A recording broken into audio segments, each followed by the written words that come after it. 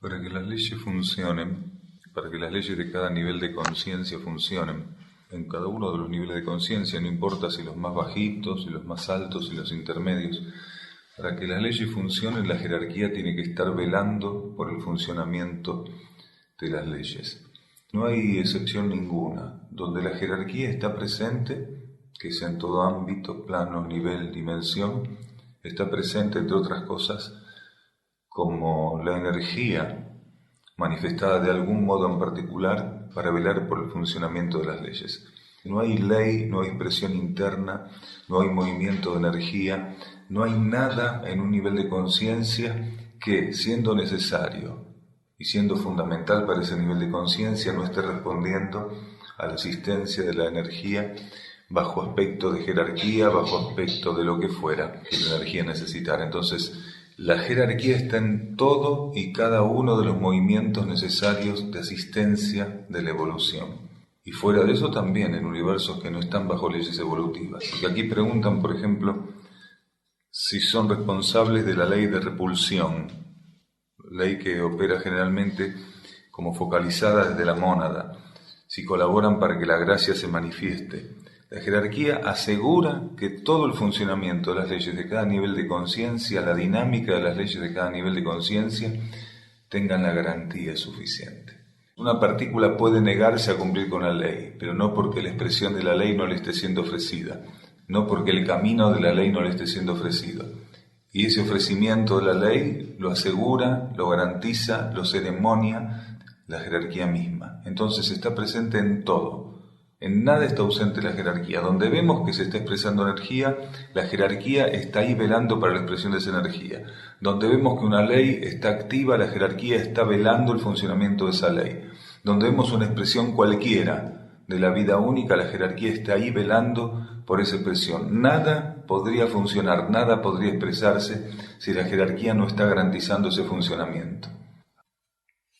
Ante una emergencia donde no funciona internet, teléfonos, nada, donde no hay forma de enviar un mensaje que es urgente, que puede ser realmente de suma urgencia, uno podría apelar a un intento de transmisión telepática, intentar emitir un impulso telepático para que llegue, en vez de poder utilizar alguno de esos sistemas que estuvieran colapsados. Algunas personas pueden estar pensando a futuro, cuando a lo largo de la transición planetaria los sistemas realmente vayan a colapsar, y van a colapsar. Pero no es con la intención que se hace eso.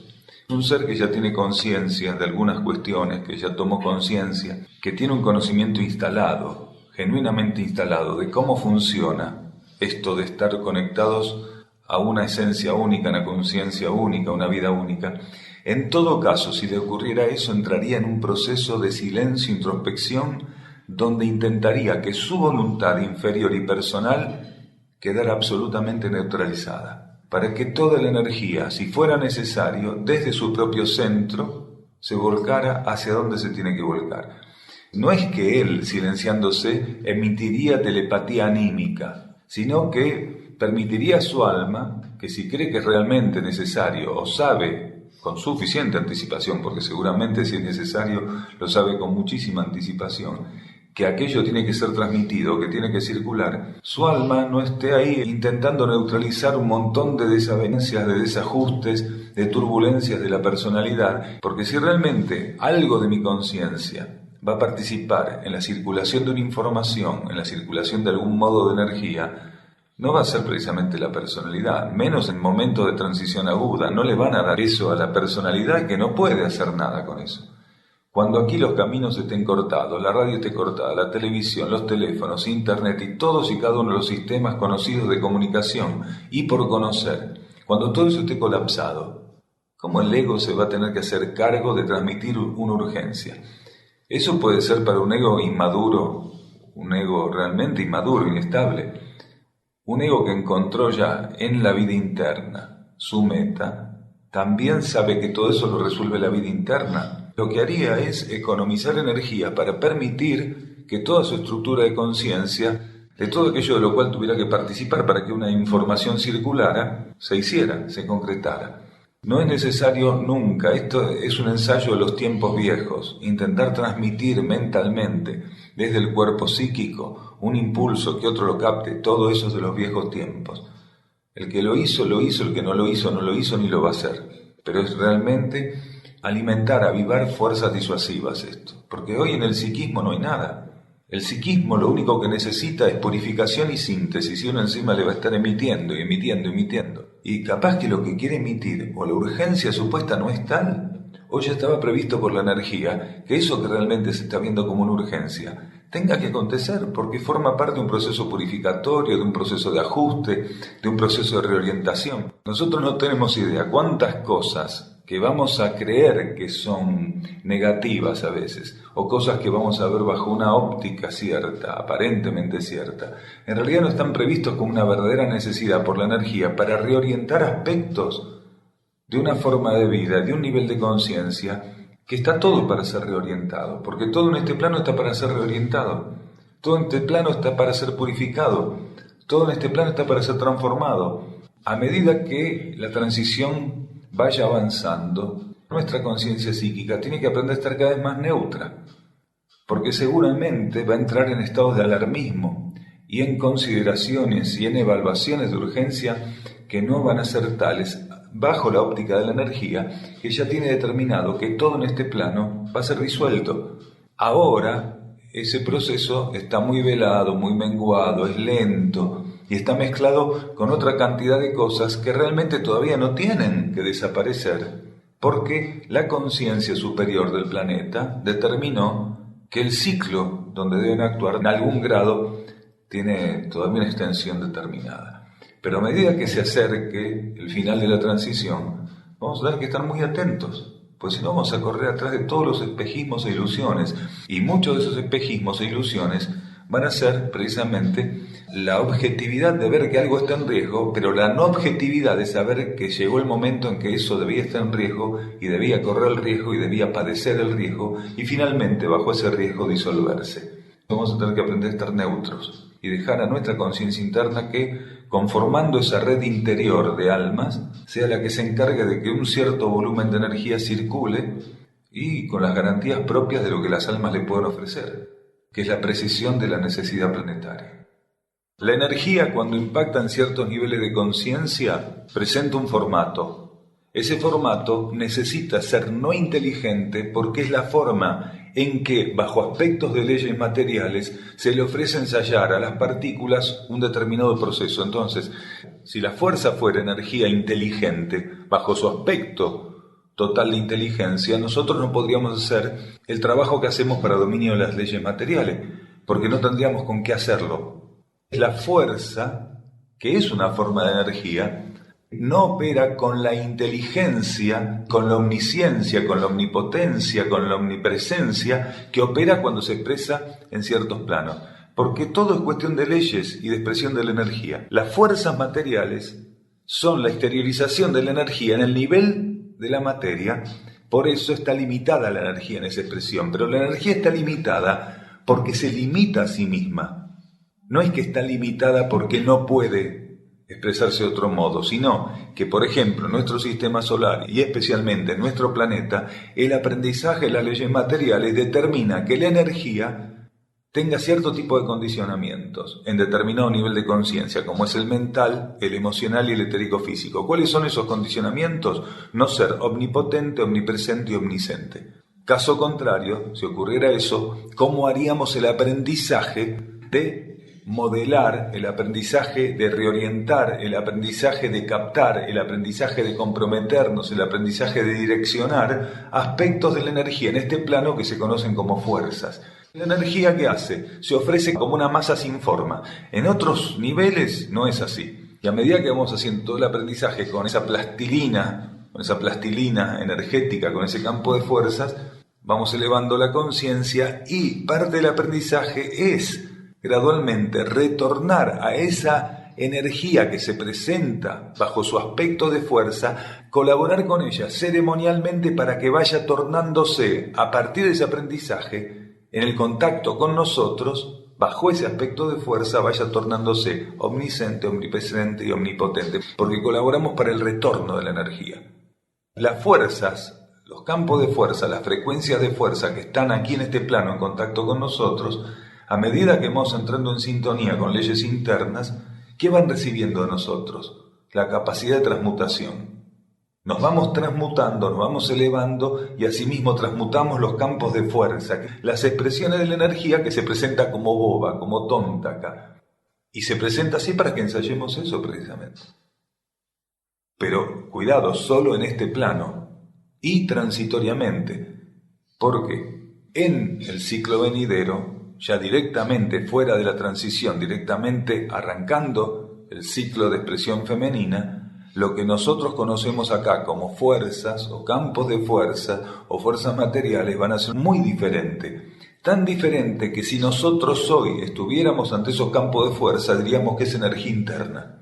Porque ya no necesita la energía expresarse en estos niveles de conciencia bajo una condición tan limitada, tan limitante, tan básica propia del aprendizaje que tenemos que hacer. Esto es lo que nos va mostrando cómo la energía es capaz, precisamente por esa omnipotencia que tiene, por esa omnisciencia y esa omnipresencia, es capaz de presentarse acorde a la necesidad de la partícula, se ofrece acorde a aquello que la partícula necesita, sin lo cual la partícula no podría evolucionar.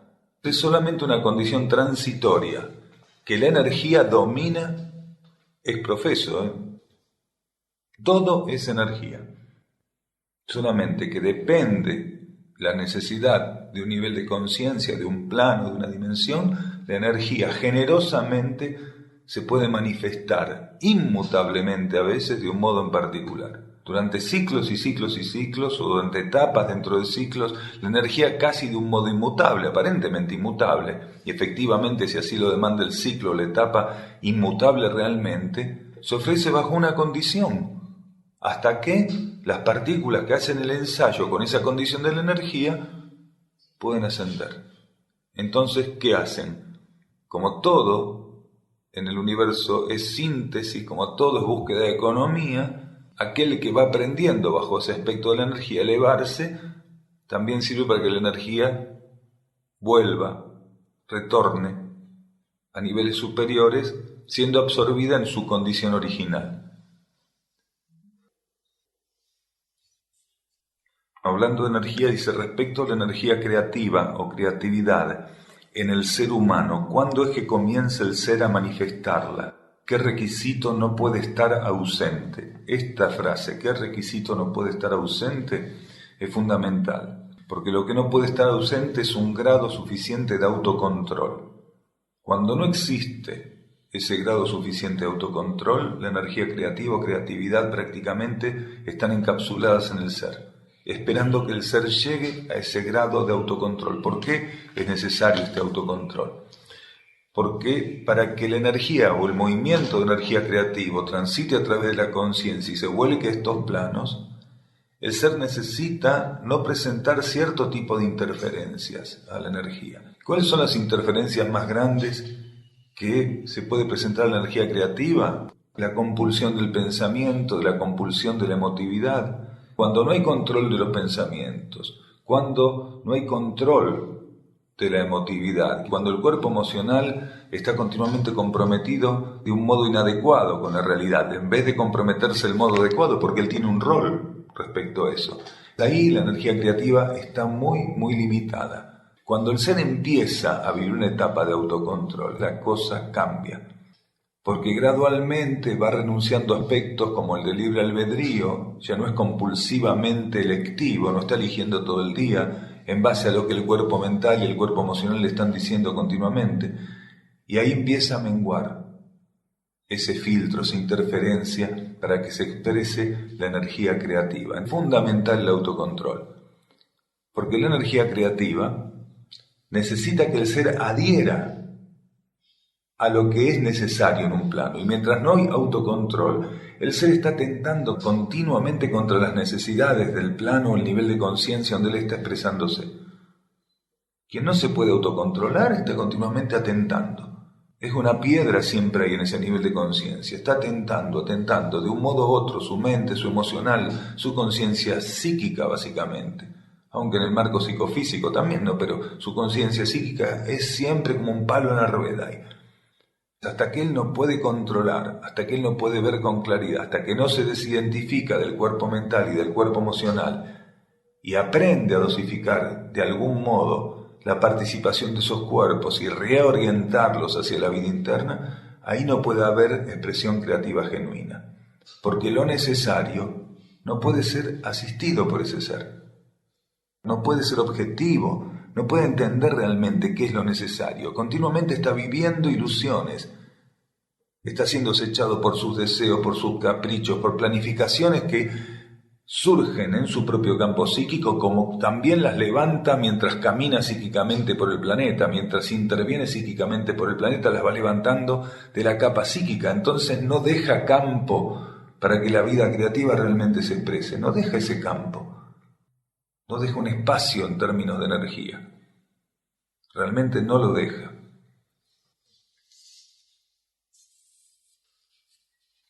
Cuando se está en el camino correcto, en la realización de algo, y en el trayecto surgen dificultades a tal punto de querer abandonar, esto se asocia con pruebas a pasar o nos puede indicar que lo que creímos correcto no era así. En estos momentos, muchos de los que estamos presentes en la superficie del planeta respondimos grandemente a estímulos que en los últimos 15, 20, 25 años fueron encontrándonos como destinatarios, fueron buscándonos como destinatarios. Y esos estímulos, en alguna medida a partir del 88 para acá, lograron efectivamente removernos de una posición que no era favorable a la existencia del planeta. Éramos más vale un lastre para el planeta, muchos de nosotros, sobre todo aquellos que hoy tenemos entre 40, 60, 65 años. Los más jovencitos no entran en la categoría de estar hace 25 años, aunque los estímulos los recibieron igual si eran bebés. Estamos hablando de estímulos que están siendo orientados o que fueron orientados para conciencias que ya tienen un cierto grado de autonomía, que pueden decir me voy de acá, voy para allá, suelto esto, agarro lo otro, que no es el caso de un bebé que está influenciado de otro modo por la energía, asistido de otro modo por la energía. Muchos, como decíamos, estuvimos ahí respondiendo, recibimos estímulos y respondimos. Y gracias a esta respuesta, hay un porcentaje interesante que cambió su forma de vida, se desplazó de un lugar a otro del planeta, renunció a ciertas cuestiones, aunque sin poder trascenderlas, pero ha abierto una trascendencia que está en marcha y que se va acercando cada vez más. Pero aquellos estímulos, en su volumen y condición, propios de quienes no tenían determinada medida de conciencia y sí estaban siendo estimulados para tenerla, hoy no pueden estar siendo otra vez remitidos, porque evolutivamente no nos corresponde. Entonces el tipo de estímulo que se nos está dando hoy, si bien es de un voltaje mayor y está promoviendo nosotros, está incentivando nosotros, pasos todavía superlativos a los que dimos, es de un tipo de sutilidad que si no nos encuentra totalmente entregados y receptivos, va a redundar en que nuestra conciencia, por no estar atenta, totalmente receptiva o entregada, se comprometa con juegos de fuerza. Porque es muy diferente un estímulo cuando llega desde la vida interna a nosotros y no tenemos conciencia y tenemos que ganar cierto grado de conciencia, cuando ese grado de conciencia está instalado y otros estímulos tienen que ser los subsiguientes, los que prosigan con la labor. Esos son más sutiles. Y es ahí donde empieza este problema que la persona lo dice así. Y el trayecto surge en dificultades a tal punto de querer abandonar. O nos puede indicar que lo que creímos correcto no lo era. Precisamente el tema de querer abandonar o creer que lo que elegimos o los pasos en aquel momento que creíamos correctos no lo eran, forma parte de la prueba en sí a la cual está haciendo referencia la persona. Porque tenemos que tener la capacidad de sostener en nuestra conciencia lo que primariamente fuimos capaces de percibir, capaces de obedecer, y que hoy tenemos que ampliar y no presentar nuestra conciencia tan fisurada que las fuerzas involutivas encuentren precisamente la brecha para instalar la duda en nosotros respecto a respuestas que hicimos a la energía, a retornos que le dimos a la energía, que fueron adecuados y fueron correctos. Respondimos correctamente y después tenemos que ser capaces de sostener nuestra conciencia en esa respuesta, que esa respuesta sea perpetuidad. Cuando bajamos la guardia, empezamos a decir, estaré equivocado, y si no puedo, y si en realidad yo me equivoqué y no era esto, y muchos van a sucumbir, muchos van a quedar en el camino de ese modo, porque en realidad lo que están buscando, a veces sin conciencia, son justificativos para bajar los brazos y abandonar. Y esto está ocurriendo en los seres de superficie, está ocurriendo en todo el planeta, en seres que recibieron estímulos, respondieron a esos estímulos, y sin darse cuenta, casi ingenuamente, por inmadurez, quieren que la energía sea la que mantenga vivos esos estímulos en ellos. Hay un momento donde el ser tiene que aprender a mantener el fuego encendido. Hay etapas de la conciencia donde algo viene y te pone el fosforito prendido, toma. Porque vos no sabes cómo hacer fuego. Viene algo y te dice, toma, ponelo ahí. Arrimalo que empieza la llamita. Después no hay más fosforito. O si hay ciclos y ciclos y ciclos, porque el aprendizaje no era aprender a agarrar un fosforito, era aprender a preservar el fuego. Y una vez que se aprende a preservar el fuego, que la esencia del fuego está despierta en nosotros, el fuego se puede apagar bajo un estado y apariencia, pero lo sabemos prender en un estado superlativo siempre. Pero hasta que no sabemos sostenerlo durante el ciclo necesario bajo un cierto aspecto, si se apaga no tenemos ni uno ni el otro. Y esto es fundamental. Aprender a darnos cuenta que hay algo en nosotros, algo de inercia, algo de ilusión, algo de desequilibrio, algo de soberbia, algo de autoconmiseración a veces también mezclado, donde queremos que la energía siga tratándonos como bebitos espirituales. Y no es así. Una vez que la energía te estimuló y dejaste de comer papilla, no te va a volver a dar papilla. Te va a exigir que hagas algo con aquello.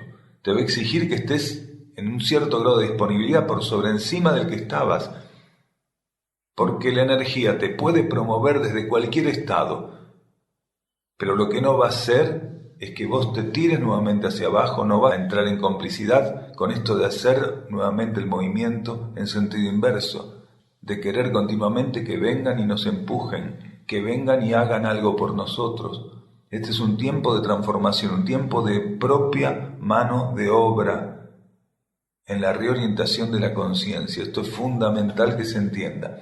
Esto de que no estaré equivocado y esto de que abandono y esto... Esos son todos argumentos del consciente izquierdo. Esos son todos argumentos del consciente izquierdo. Inmadurez, falta de fidelidad, falta de obediencia están ahí siempre solapados detrás de este tipo de cuestiones. No doy más, no doy más. ¿Sí, no da más? ¿Qué parte de usted no da más? Tal cosa no la soporto más. ¿Qué parte de usted no soporta más? La energía que es usted, la luz que es usted, la conciencia que es usted, la vida imperecedera que es usted, eso no da más, eso da siempre más. Claro que muchas veces decimos no doy más, me duele esto, aquello, no me gusta lo otro, que esto es molesto, que el otro... Claro, si fuera por la voluntad solapada de muchos de los que están aquí en la superficie del planeta, destinados a servir, tendríamos que armar una espiritualidad activa ficticia, donde todo sea perfecto, donde todo sea ideal, donde uno siempre que busque en un manojo de llave saque la llave necesaria. Pero eso no existe. En ciertas etapas uno va al manojo y había 50 llaves y con las 50 la que va a abrir la puerta.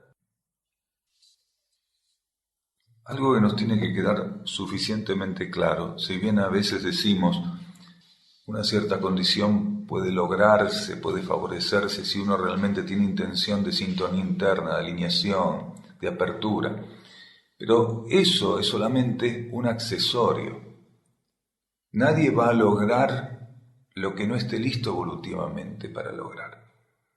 Cuando nos preguntan acá si podemos hablar sobre cómo detener el diálogo mental, indudablemente, si el ser no está listo para salir de la etapa donde él tiene que trabajar con esa energía de fricción en su mente, no va a poder hacer nada. Ahora, si ya está listo para trascender el diálogo mental, quiere decir que su conciencia interna es la que va a habilitar todo el proceso. Y él tiene que responder con una búsqueda de alineación, con una búsqueda de sintonía, con entrega, con apertura, con vocación interior. Nosotros solamente podemos responder o poner la contraparte a cada proceso, ya sea mediante sintonía, intento de alineación, intento de apertura, intento de transformación, apertura hacia la fe, si es que primero en los niveles internos la propia conciencia está garantizando toda una ceremonia, un protocolo de energías que va a permitir que nosotros coloquemos lo otro como contraparte. Si no, va a ser imposible. Todo lo que es trascendencia de los procesos psíquicos, de los procesos emocionales, mentales, que no nos agradan y que tenemos que aprender a estar ante ellos a veces, porque son precisamente lo que generamos durante encarnaciones. Y tenemos que aprender a estar con aceptación ante esto.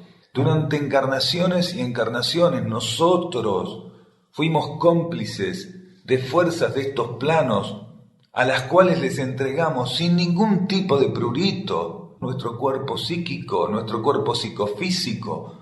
Lo que somos en este plano se lo entregamos. No una, ni dos, ni tres, decenas de encarnaciones le entregamos en complicidad o en inercia, en indiferencia, les entregamos esos cuerpos. Cuando estaban a nuestro cargo como energía reencarnante, se los entregamos y nosotros fuimos atrás, a tal punto que fuimos tan atrás de esos cuerpos que llegamos a creer que éramos esos cuerpos.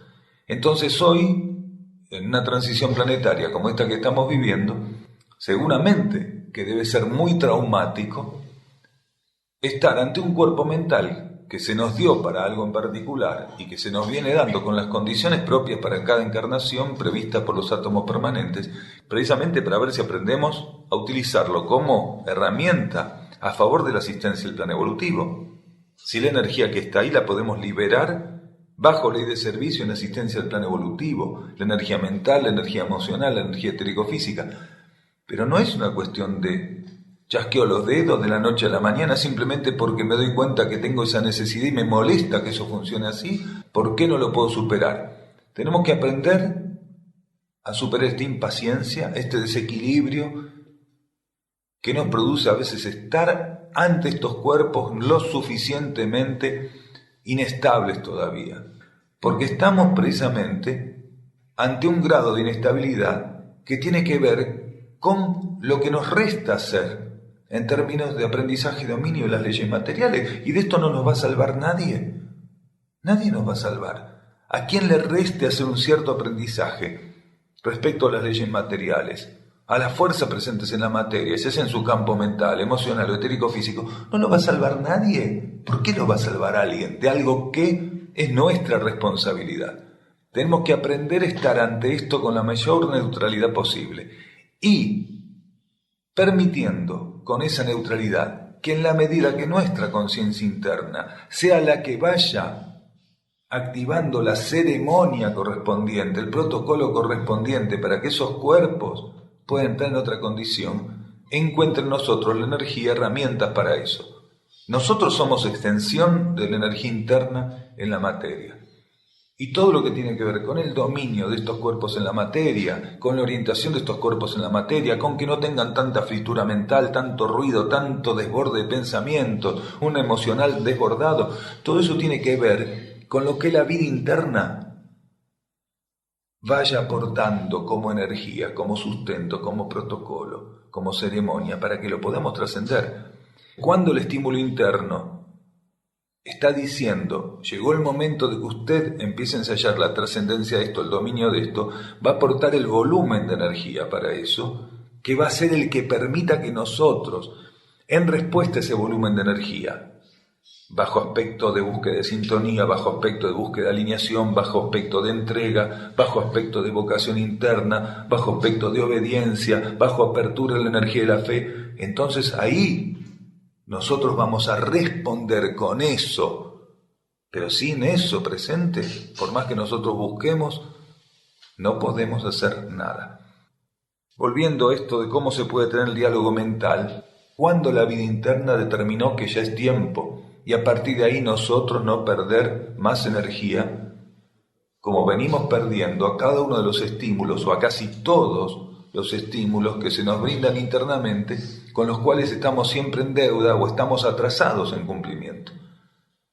Muchas veces este sofocamiento mental, emocional, este sofocamiento psíquico, está señalando simbólicamente que tal vez el proceso se inició, pero nosotros no dimos respuesta.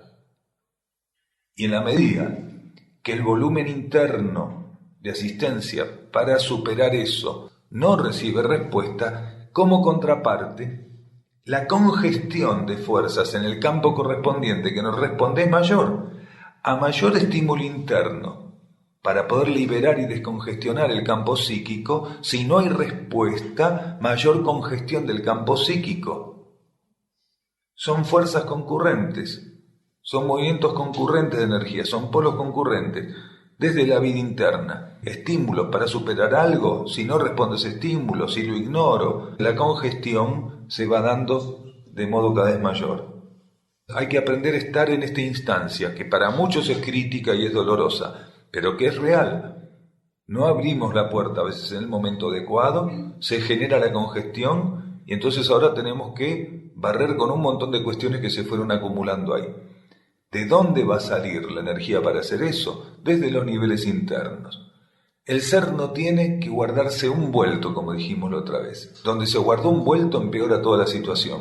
¿Qué quiere decir guardarse un vuelto? Tiene que aprender bajo autoobservación, autoconocimiento, darse cuenta donde él todavía sigue retaseando aquel aspecto de respuesta o el formato de respuesta o la condición de la respuesta que fuera necesaria dar.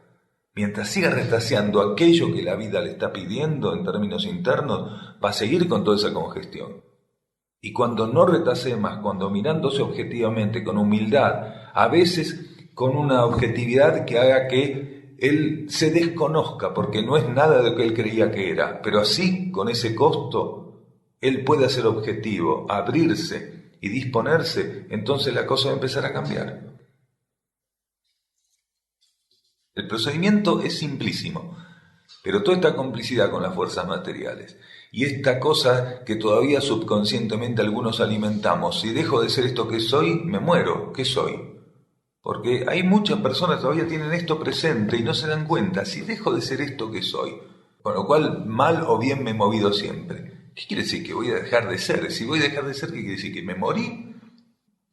Pero para muchos esto de más vale malo conocido que bueno por conocer, parece que sigue teniendo un peso impresionante. ¿Cuánta gente no modifica cosas porque teme una muerte ceremonial? Teme dejar de ser lo que es, lo que él tanto aprecia, porque la mayoría pasa por ese proceso. Entonces hay muchas cosas ahí que están como atoradas, hay muchas cosas que conforman esa congestión que impide realmente que esto se resuelva de un modo más dinámico. El procedimiento es simple, es muy simple, pero hace falta determinación, obediencia y entrega para asumir el procedimiento. A la hora de tomar esa decisión con entrega, con verdadera obediencia, con aspiración, con fidelidad, ya no nos tiene que importar nada lo que piensen de nosotros ni lo que nosotros pensemos de nosotros mismos. Tenemos que estar en condiciones de llegar a eso. Y todavía la opinión que tienen los demás de nosotros y la opinión que nosotros nos regalamos continuamente, día a día, cuando nos levantamos y después cuando nos vamos a dormir, pesa mucho para nosotros. Y esto es lo que tenemos que aprender a trascender. Es eso. Mientras todo eso tenga tanto peso, lo único que vamos a hacer va a ser seguir quejándonos de la congestión que tenemos sin darnos cuenta que esa congestión precisamente es una falta de consideración enorme por parte de lo que realmente somos y lo que creemos ser y un desfasaje entre los canales de circulación de energía por ese proceso. Y esto hay que unificarlo, hay que amalgamarlo para que se supere la situación. Algunos lo hacen en forma consciente, otros lo tienen tan instalado por haberlo hecho casi animalmente durante tantas encarnaciones, que de ahí deriva esto del autoconocimiento, esta necesidad de autoconocerse, que después lleva gradualmente al autocontrol. Porque esto es fundamental. No me conozco profundamente. Voy a estar siempre engañado con lo que creo que soy. Hace 2500 años Sócrates lo decía claramente caminando por Atenas, parándose en las esquinas a discutir con quienes creían que sabían todo y que se conocían, y él les demostraba que no sabían nada y que no se conocían tampoco. Él se los demostraba claramente, con 2 o 3 preguntas los desnudaba en cuerpo y en alma. El autoconocimiento es fundamental para que no queden esas adherencias propias de una cantidad de encarnaciones en connivencia con las fuerzas materiales, sin aspiración ninguna a la vida interna, y mucho de eso todavía está ahí metido, mucho de eso todavía está ahí presente en nosotros, subconscientemente. Para abrir fisuras por donde entre la luz al subconsciente y pueda ser purificado nuestro subconsciente, es necesario aspirar a conocernos. Y para aspirar a conocernos tenemos que prescindir del miedo a ver lo que surja de eso, de ese ejercicio. Hay personas, sobre todo las anoréxicas, que se ven al espejo y se ven gordas aunque pesen 35 kilos. Y no es que lo hacen en broma, se ven gordas. Se ven gordas. Eso trasladado a otros aspectos de la conciencia humana, en ese caso el material concreto, lo físico, nos muestra cómo podemos dar distorsiones enormes de lo que somos o de algunos aspectos de nuestra personalidad. Y hasta que no tengamos la capacidad de plantarnos ante el espejo interno y que sea Él el que nos vaya revelando qué somos y por qué somos eso, por qué caímos en eso, no pasa nada. ¿Cómo hace un ser para autoconocerse, para llegar al autoconocimiento? Tiene que tener la capacidad de plantarse alguna vez fuera del campo de ilusión ante el cual se venía plantando, porque nosotros sin darnos cuenta fabricamos un montón de imágenes, un crisol de imágenes, una gran polarización de imágenes. En lo intelectual nos paramos ante esta imagen nuestra, en lo emocional ante esta otra, ante lo físico ante esta otra, ante el tratamiento de la vida ante esta otra, y nos fuimos armando una capacidad de fabricar imágenes que corresponden a distintos funcionamientos que tenemos en el mundo en el cual estamos en este momento polarizados. Y son eso, son imágenes. Y tenemos que empezar a tumbarlas gradualmente.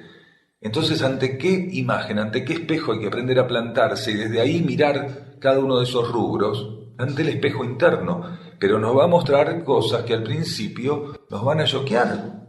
Como se choquearía una anoréxica que de repente, por algún motivo, en vez de dejar de verse con 130 kilos, pase a verse con 35. Quedaría choqueada. Porque de ver algo malo, que era verse con 135 kilos, va a pasar a ver otra cosa mala, pero real. Y ese es el beneficio de la realidad, que puede no gustarnos, pero no nos va a llevar a la ruina. La realidad aceptada correspondientemente nos lleva a la transformación. Tenemos que aprender a estar ante lo que somos de un modo diferente. Realmente aprender a ver lo que somos de un modo diferente. De hecho, en una etapa de la humanidad donde se está promoviendo el trabajo grupal evolutivo, muchos que han terminado las etapas de individualidad, las etapas donde hicieron todo lo que tenían que hacer individualmente, van a vivir traumatismos muy fuertes si no empiezan a hacer trabajo grupal evolutivo. Pero tiene que ver con el ciclo que esa partícula está necesitando transitar, experimentar. Sí, para la partícula. Y llegó el momento de hacer una experiencia grupal evolutiva, consciente y en la materia misma, todo aquello que todavía esté pendiente en ella, de ser resuelto, si no empiezas ese trabajo grupal evolutivo en alguna medida, va a recrudecer. Todo lo que un ser no tiene resuelto, si al momento de estar frente a ciertos estímulos no cumple con los parámetros que esos estímulos le están ofreciendo, va a recrudecer lo que no tiene resuelto.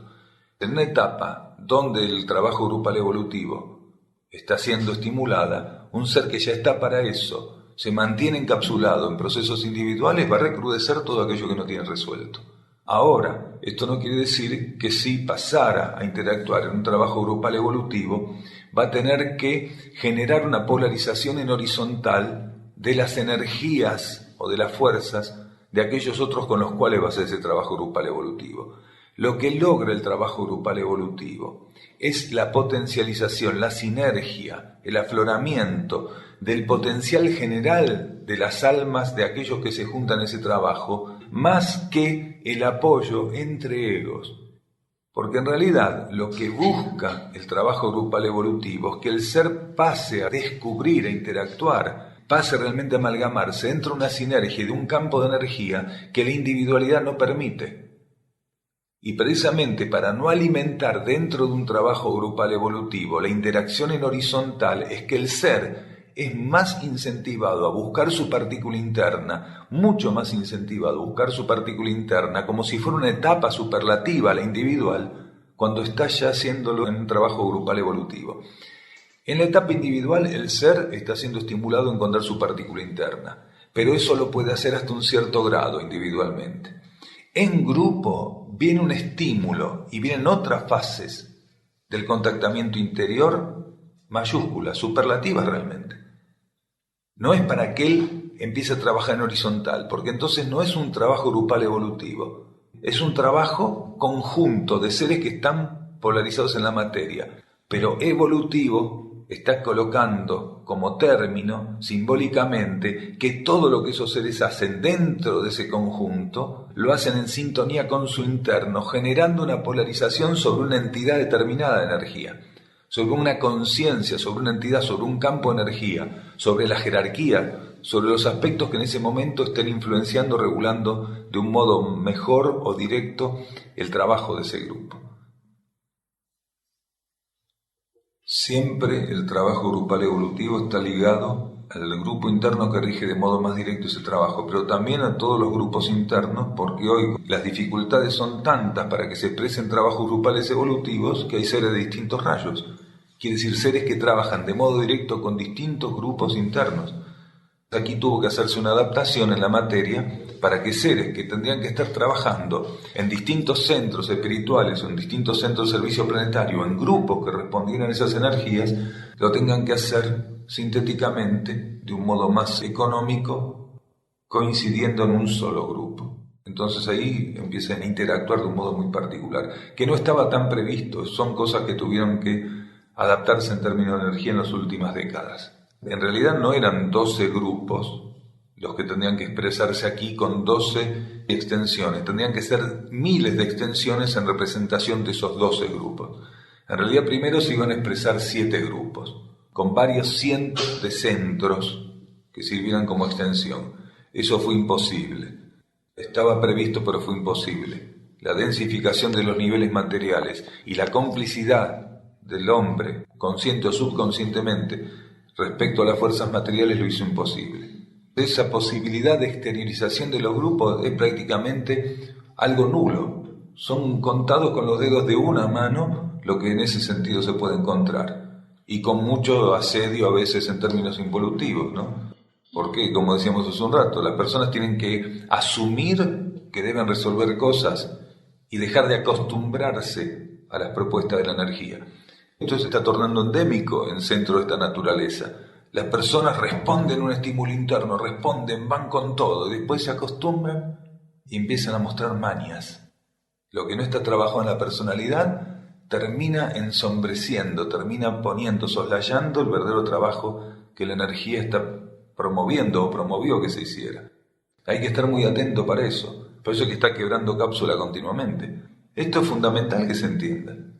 En el centro de esta naturaleza hay que estar muy atento, porque donde la persona encontró esa fisurita y aprendió a mezquinar un poquito acá, otro poquito allá, acá especular, esto así, esto lo pinto de un color y de otro, y guardándose los vueltos, ¿sí?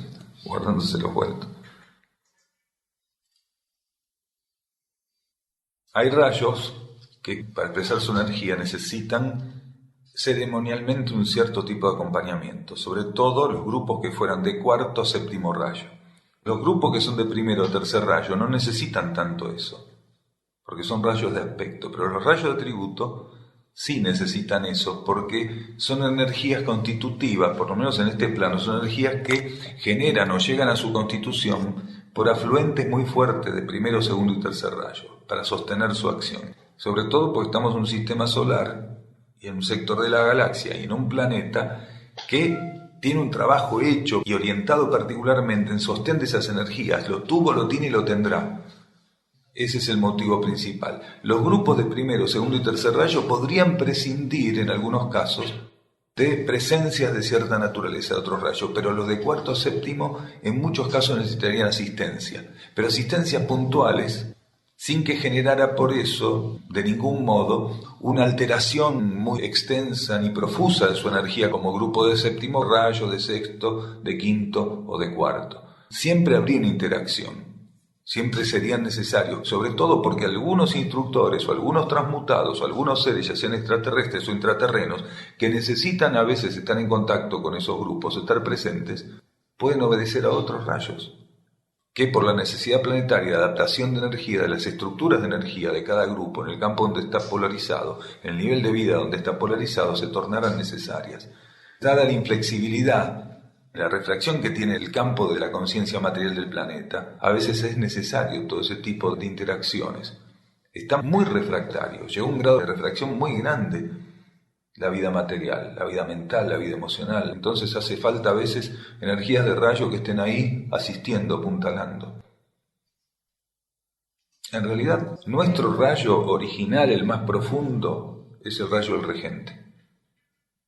Puede ser que aquí haya regentes de distintos rayos y que algunos coincidamos en ese rayo del regente.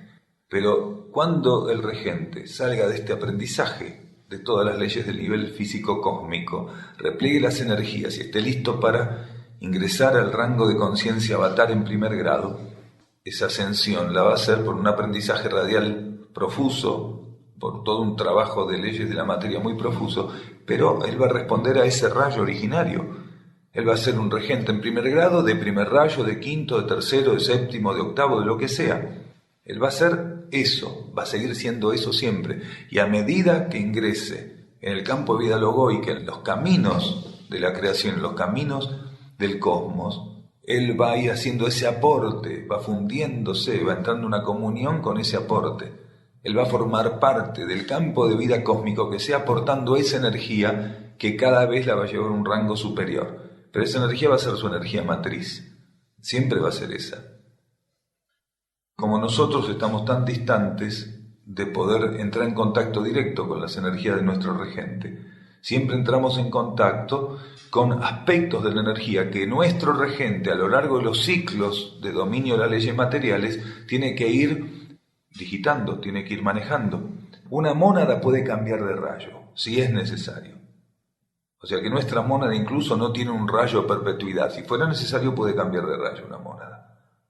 Y los niveles de la personalidad también tienen sus rayos, y cada uno de los niveles también, y el alma tiene su rayo, el cuerpo de luz. Entonces, para nosotros poder percibir cuál es nuestro rayo matriz regencial, necesitamos que aquello sea necesario para nosotros. Si no es necesario, no lo vamos a hacer nunca. El campo intuitivo puede ser utilizado como herramienta para que se revelen aspectos de lo que es supraintuitivo solamente bajo ley de necesidad, porque lo que está por debajo de la mónada está en una instancia donde necesites información para facilitar las fases subsiguientes de aprendizaje de las leyes materiales. Porque una información no es entregada para satisfacer la curiosidad ni desenvolver el consciente izquierdo. La información es entregada para que el ser se vea ampliado y sea llevado a una resonancia en base al patrón vibratorio de la información. Cuando bajo cualquiera de los aspectos del regente nos llega una información, no es para desenvolver el consciente izquierdo, para tener un dato más, no es para eso.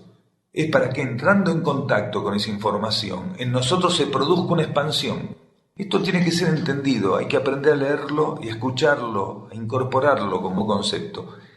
Lo más simple, lo aparentemente más sin sentido, lo que fuera que nos llegara como información de nuestra vida divina, lo aparentemente más intrascendente tiene una capacidad de transformarnos y de elevarnos que para nosotros es absolutamente incomprensible. Porque una información que hiciera referencia a algún aspecto de nuestra vida divina es nuestra vida divina tocándonos. Viene de ahí. Cuando nosotros podemos percibir algo respecto de nuestro regente, de esa partícula divina, y nos está tocando eso, es eso que nos está tocando. Quiere decir que de algún modo, en todo ese aprendizaje de las leyes materiales, el regente empezó a abrir camino directamente a las más lejanas extensiones que puede tener la materia. Lo hace adaptado a través del campo de vida monádico, de la conciencia monádica. Pero en definitiva el estímulo proviene de él. La mónada no nos puede revelar por sí misma el rayo del regente, el rayo matriz, si el regente no está estimulando en la mónada el ofrecimiento hacia los vehículos inframonádicos de esa revelación. Por lo cual hay un voltaje de energía que es capaz de darnos vuelta como un guante cuando recibimos una información que desde esos niveles está llegando. No es que el regente diga es el momento de dar esa información, el regente no dice nada, el regente no piensa, no tiene cuerpo mental, no tiene decisión ninguna, el regente no está para eso. Pero la energía que él mantiene orientada hacia los niveles materiales, cuando encuentra cierto tipo de facilidades en su circulación y en cada núcleo esa circulación está expresando una condición del proceso de avance sobre las leyes materiales, automáticamente se produce el volcado de energías o el fluido de energías que en un determinado nivel puede pasar a ser una información. No es que el regente diga voy a informar tal cosa, no dice nada. El regente no piensa nada, no siente nada. Para nosotros es absolutamente inaccesible cómo funciona el registro de lo que es la conciencia del regente respecto a su expresión a través de las 7 mónadas en lo que es el físico cósmico. Él no está sintiendo nada, no está planeando nada, no está cuestionando nada, no dice esto sí, aquello no dice nada. Pero de él pueden llegar cosas cuando la energía en su derrotero de nivel en nivel ve que los aspectos de ley son cumplidos y que cierto tipo de voltaje circula y ciertos aspectos circulan o interactúan bajo leyes ya de equilibrio, de armonía. El regente no puede hacer la experiencia por medio de 3 rayos. Lo que sí ocurre es que mónada de primer rayo, segundo de tercero, tienen facilitada la síntesis de algunos aspectos de la experiencia material. Porque las mónadas de cuarto a séptimo rayo, cuando tienen que hacer ciertas experiencias, tienen que hacer una gama de experiencias muy profusas, mientras que las mónadas de primero, segundo y tercero llevan ya en sí mismo, por responder a esas energías, sintetizado aspectos del cuarto, quinto, sexto y séptimo. Porque los rayos de atributos surgen de la interacción de los rayos de aspecto. Cuando una mónada está expresando una energía de cuarto a séptimo rayo, en lo que tiene que ver con su experiencia en las leyes materiales, necesita transitar una gama de ceremonias, una gama de traslados, una gama de traspasos, necesita transponer determinados portales que mónadas de primero, segundo, tercero no, ya lo llevan sintetizado. Ahora uno dice, hay diferencia, no, si todo eso es del regente, diferencia ninguna, no nos olvidemos que todo eso es una expresión de un solo núcleo de conciencia. El núcleo de conciencia ceremonialmente hace que una expresión, una forma de su expresión, del cuarto al séptimo rayo, circule, participe, recabe experiencias, las concrete, cumpla con leyes bajo un aspecto. Y las otras mónadas de primero al tercero bajo otro aspecto. Que en definitiva, cuando él repliega, cuando él reabsorbe esas energías, se produce una síntesis y no hubo mónadas con menos trabajo ni mónadas con más trabajo, solo con distinto tipo de trabajo en la materia. El regente es lo que se llama octava mónada, pero él se expresa a través de 7 rayos diferentes en este universo físico cósmico, en este tipo de sistema solar. Hay otros sistemas solares, otros niveles de conciencia donde es diferente, no es todo igual en todo el cosmos. Todos nosotros estamos destinados a trascender la vida físico-cósmica. Es el primer escalón del ensayo de las leyes. Todos estamos listos desde el origen. En el momento en que nos dan la palmada en la espalda, cuando salimos a hacer la experiencia evolutiva, que somos chispitas, en ese momento ya está previsto nuestro retorno. Precisamente nuestro retorno se basa en que vayamos cumplimentando todo lo que cada plano ofrece. Porque no podemos recibir, no podemos interactuar magnéticamente con un plano superior si no trabajamos con todas las posibilidades de interacción magnética y las leyes correspondientes del plano inferior.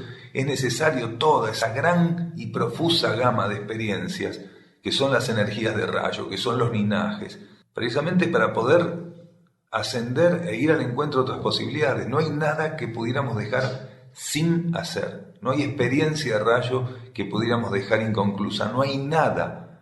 Tenemos que sintetizar los linajes, tenemos que sintetizar los rayos, tenemos todo para hacer ahí. No podemos dejar nada sin hacer. Nada sin hacer. Tiene que ser todo hecho.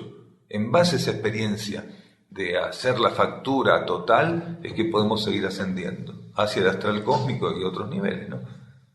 Todas las experiencias de aprendizaje, las leyes materiales, el regente las puede hacer porque con cada una de las 7 mónadas vive experiencias diferentes. Que cuando él repliega esas energías, cuando cada uno de esos filamentos terminó de hacer lo que tenía que hacer, él repliega la energía, hizo todo, cumplió con todo lo que ese ciclo de la vida cósmica permitía aprender. Si ese regente hubiera estado en otro ciclo manifestándose como regente, las posibilidades de enseñanza y aprendizaje hubieran sido otras. Pero en esta etapa de la cual participa nuestro regente, porque los regentes son como bebés prácticamente. Del mismo modo que decimos que el físico cósmico es la base primaria del aprendizaje de las leyes y de la evolución, por elevación, ¿qué estamos diciendo? Que esto que llamamos divino está en pañales. Esa partícula divina está en pañales. Necesita hacer todo eso que está haciendo para salir del jardín de infante, precisamente. Está para pasar a primer grado. Él tiene que replegar todo esto después de estas alitas y pasar a primer grado. Pero es un infante. Le falta toda la experiencia del físico cósmico. Cuando termina de hacer todo el aprendizaje, él llega al grado de avatar, pero el grado básico de avatar, lo que se puede denominar avatar en primer grado. A partir de ahí sigue viviendo experiencias, iniciaciones cósmicas. Dependiendo del camino cósmico que va a hacer, es la interacción iniciática que le corresponde. Ahí se va sumergiendo gradualmente en aspectos de la vida logoica cada vez más amplio. Pero es la primera vez que él deja de estar en ese proceso en el que se encontraba para entrar en una estructura dinámica de ascensiones ya unificado. No es caprichosa esta actitud del regente de estar ahí, de no pensar, de no opinar, porque lo único que tiene para hacer es operar como un espejo, abasteciendo energía las terminales con las que está haciendo la experiencia evolutiva por medio de las mónadas. No puede ser ninguna otra cosa de eso que estar como un espejo, receptor de las corrientes de vida cósmica del ciclo en el que está participando y volcarlas a las extensiones. No puede ocuparse de ninguna otra cosa, porque si él restara su atención un cuarto segundo sobre cualquiera de nosotros, dejaríamos de existir. El trabajo que tiene es un trabajo que no puede tener fluctuaciones, un trabajo que no puede dar márgenes a nada, no puede tener fisuras. Entonces lo único que él tiene que hacer es mantenerse como un espejo abierto a las corrientes de vida cósmica, a la energía cósmica que lo nutre desde su propio centro de conciencia y extenderse, volcarse, derramarse a cada plano vibratoriamente, lo que se llama, en un plano es la mónada, en otro plano es el alma, son vibraciones, son energías, no son ninguna otra cosa. Va volcándose como una cascada, esa energía se va volcando de un nivel al otro y en cada nivel la energía que se vuelca encuentra una resonancia magnética que permite la conformación de un núcleo particular de conciencia. Cuando la resonancia magnética de un nivel es de un cierto tipo de cualidad, eso se expresa como mónada, después como alma, después como ego. Es eso. Y hay de todo en este momento. Están los que van a repetir, los que van a tener que volver a salita amarilla, rosa, roja, violeta. Hay seres de superficie que son seres rescatables, mónadas rescatables, que todavía en el futuro ciclo planetario van a seguir siendo mónadas interactuando en el planeta, casi todas. Quiere decir que el regente no está en este momento, en el final del ciclo, preparándose para su octavación, sino que al contrario va a pasar a ser una experiencia que todavía adeuda. ¿Qué adeudan la mayoría de los regentes que tienen extensiones acá en la superficie planetaria? Adeudan hacer, por ejemplo, una participación planetaria bajo energías que no sean de fricción, donde haya estabilidad, donde haya armonía, o sea, expresar su energía en el campo material de la vida, por ejemplo, sin estar lidiando con fuerzas involutivas. Los regentes que van a participar ahora van a salir de ley de karma material y van a empezar a trabajar con extensiones bajo ley evolutiva superior. Quiere decir que a esos regentes les espera todo un ciclo inmenso con sus mónadas bajo ley evolutiva superior. Algunos están cerrando acá, pero esos son seres transmutados o seres que vinieron a colaborar en esta instancia de la vida planetaria. Pero el común de los rescatables, el que viene haciendo la escuelita, que llegó hasta ahora respondiendo, todavía tienen todo un ciclo, esos regentes, para experimentar bajo ley evolutiva superior. No es que están para reabsorber las mónadas. Las mónadas están más receptivas de la vida interna y por estar bajo ley evolutiva superior ya pueden orientarse más hacia el regente, siendo que, habiendo dominado las leyes materiales por todo lo que ocurrió en el ciclo anterior, no tienen que trabajar tan groseramente con la materia y están liberadas por fluidificación de trabajar con fuego de fricción. Entonces, gran parte de la energía de la mónada que era aplicada antes de que la fluidificación pudiera ser operada sobre el planeta y sobre las partículas del planeta, había mucho consumo en base a energía fricativa. A partir de la fluidificación que va a vivir el planeta y las partículas que queden en el planeta trabajando, hay un dispensamiento. Por ejemplo, sobre la superficie planetaria no va a haber más trabajo con fuego fricativo. Va a ser todo fuego solar y fuego cósmico. El proceso de fluidificación exime a los seres de andar penando en el fuego fricativo. Por eso se van a instalar principios de armonía, por eso se van a instalar principios de equilibrio. No profundísimos, profundísimos para nosotros, pero no profundísimos si tuvieran que ser puestos de igual a igual con aspectos de la vida intraterrena o de la vida extraterrestre. Muchas gracias.